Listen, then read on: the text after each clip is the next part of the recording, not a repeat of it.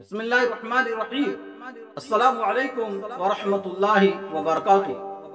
محترم سامعین کرام، آج میں آپ حضرات کی خدمت میں پیش کرنے جا رہا ہوں شیطان سے حفاظت۔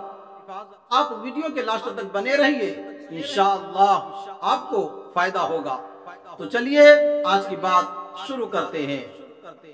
حضرت شعبی رحمہ اللہ کہتے ہیں کہ حضرت عبداللہ بن مسعود رضی اللہ عنہ نے فرمایا، جو رات کو کسی گھر میں سورہ بقرہ کی 10 آیتیں پڑھے گا، اس گھر میں صبح تک کوئی شیطان داخل نہیں ہوگا۔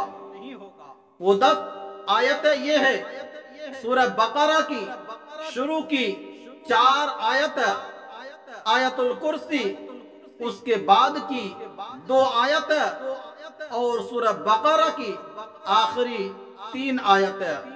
جس گھر میں انشاءاللہ اس کی تلاوت ہوگی، اس گھر میں کبھی شیطان مردود داخل نہیں ہوگا۔ حیات الصحابہ۔ ناظرین، آج کے لیے بس اتنا ہی۔ اپنا خیال رکھیں۔ خدا حافظ۔ السلام علیکم ورحمۃ اللہ وبرکاتہ۔